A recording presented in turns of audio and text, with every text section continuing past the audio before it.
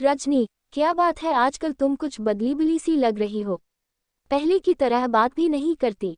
मिलने की बात करो तो बहाने बनाती हो, फोन करो तो ठीक से बात भी नहीं करती। कहीं हमारे बीच कोई और तो नहीं आ गया?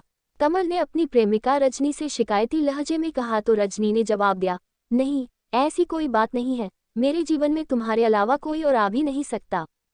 रजनी और कमल लखनऊ जिले के थाना निगोहा क्षेत्र के गांव वहिनवार के रहने वाले थे। दोनों का काफी दिनों से प्रेम संबंध चल रहा था। रजनी, फिर भी मुझे लग रहा है कि तुम मुझसे कुछ छिपा रही हो। देखो, तुम्हें किसी से भी डरने की जरूरत नहीं है। कोई बात हो तो मुझे बताओ, हो सकता है मैं तुम्हारी कोई मदद कर सकूं। कमल ने रजनी को भरोसा देते हुए कहा। कमल, मैंने तुम्हें बताया नहीं, पर एक दिन हम दोनों को हमारे फूफा गंगासागर ने देख लिया था। रजनी ने बताया। अच्छा, उन्होंने घर वालों को तो नहीं बताया? कमल ने चिंतित होते हुए कहा। अभी तो उन्होंने नहीं बताया, पर बात छिपाने की कीमत मांग रहे हैं। रजनी बोली। कितने पैसे चाहिए उन्हें? कमल ने पूछा। नहीं, पैसे नहीं, बल्कि एक बार मेरे साथ सोना चाहते हैं। वह धमकी दे रहे हैं कि अगर उनकी बात नहीं मानी तो वह मेरे घर में पूरी बात बताकर मुझे घर से निकलवा देंगे। रजनी के चेहरे पर चिंता के बादल छाए हुए थे। तुम चिंता मत करो, बस एक बार तुम मुझसे मिलवा दो।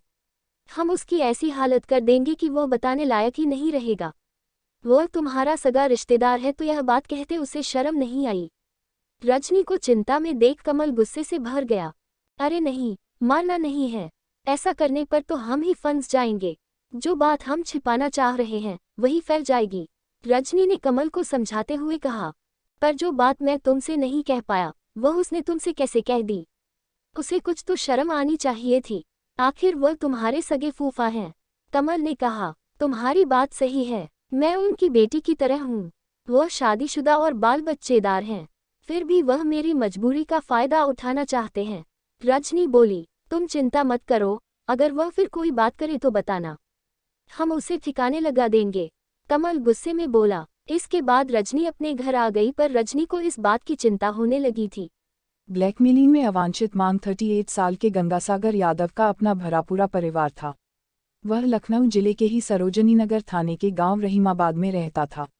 वह ठेकेदारी करता था। रजनी उसकी पत्नी रेखा के भाई की बेटी थी। उससे उम्र में 15 साल छोटी रजनी को एक दिन गंगासागर ने कमल के साथ घूमते देख लिया था। कमल के साथ ही वह मोटरसाइकिल से अपने घर आई थी। यह देखकर गंगासागर को लगा कि अगर रजनी को ब्लैकमेल किया जाए तो वह चुपचाप उसकी बात मान लेगी। चूंकि वह खुद ही ऐसी है, इसलिए यह बात किसी से बताएगी भी नहीं। गंगासागर ने जब यह बात रजनी से कही तो वह सन्न रह गई। वह कुछ नहीं बोली। गंगासागर ने रजनी से एक दिन फिर कहा, रजनी, तुम्हें मैं सोचने का मौका दे रहा हूँ। अगर तुमने मेरी बात नहीं मानी तो घर में तुम्हारा भंडाफोड़ कर दूंगा। तुम तो जानती ही हो कि तुम्हारे माँ बाप कितने गुस्से वाले हैं। मैं उनसे यह बात कहूंगा तो मेरी बात पर उन्हें पक्का यकीन हो जाएगा और बिना कुछ सोचे समझे ही वे तुम्हें घर से निकाल देंगे। रजनी को धमकी देकर गंगासागर चला गया। समस्या गंभीर होती जा रही थी। रजनी सोच रही थी कि हो सकता है उसके फूफा के मन से यह भूत उतर गया हो और दोबारा वह उससे यह बात न कहे। यह सोचकर वह चुप थी, पर गंगासागर यह बात भूला नहीं था। एक दिन रजनी के घर पहुंच गया। अकेला पाकर उसने रजनी से पूछा, रजनी, तुमने मेरे प्रस्ताव पर क्या विचार किया? अभी तो कुछ समझ नहीं आ रहा कि क्या करूं। देखिए फूफा जी, आप मुझसे बहुत बड़े हैं। मैं आपके बच्चे की तरह हूं। मुझ पर दया कीजिए। रजनी ने गंगासागर को समझाने की कोशिश की। इसमें बड़े छोटे जैसी कोई बात नहीं है। मैं अपनी बात पर अडिग हूँ। इतना समझ लो कि मेरी बात नहीं मानी तो भंडाफोड़ दूंगा। इसे कोई धमकी मत समझना। आखिरी बार समझा रहा हूँ। गंगासागर की बात सुनकर रजनी कुछ नहीं बोली। उसे यकीन हो गया था कि वह मानने वाला नहीं है। रजनी ने यह बात कमल को बताई। कमल ने कहा, ठीक है, किसी दिन उसे बुला लो।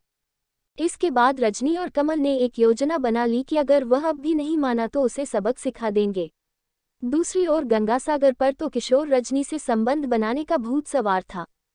सुबह होते ही उसका फोन आ गया। फूफा का फोन देखते ही रजनी समझ गई कि अब वह मानेगा नहीं। कमल की योजना पर काम करने की सोचकर उसने फोन रिसीव करते हुए कहा, फूफा जी, आप कल रात आइए। आप जैसा कहेंगे मैं करने को तैयार हूँ। रजनी इतनी जल्दी मान जाएगी, गंगासागर को यह उम्मीद नहीं थी। अगले दिन शाम को उसने रजनी को फोन कर पूछा कि वह कहाँ मिलेगी। रजनी ने उसे मिलने की जगह बता दी। अपने आप बुलाए मौती 18 जुलाई 2018 को रात गंगासागर ने 1 बजे अपनी पत्नी को बताया कि पिपरसंड गांव में दोस्त के घर बर्थडे पार्टी है। अपने साथी ठेकेदार विपिन के साथ वह वहीं जा रहा है। गंगासागर रात 11 बजे तक भी घर नहीं लौटा तो पत्नी रेखा ने उसे फोन किया, लेकिन उसका फोन बंद था। रेखा ने सोचा कि हो सकता है ज्यादा रात होने की वजह से वह वहीं रुक गए होंगे, सुबह आ जाएंगे। अगली सुबह किसी ने फोन करके रेखा को बताया कि गंगासागर का शव हरिहरपुर पटसा गांव के पास फार्म हाउस के नजदीक पड़ा है।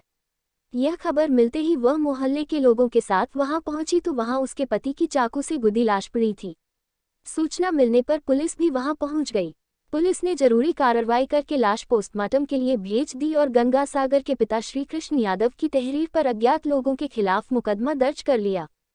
कुछ देर बाद पुलिस को सूचना मिली कि गंगासागर की लाल रंग की बाइक घटनास्थल से 22 किलोमीटर दूर असोहा थाना क्षेत्र के भावलिया गांव के पास सड़क किनारे एक गड्ढे में पड़ी है।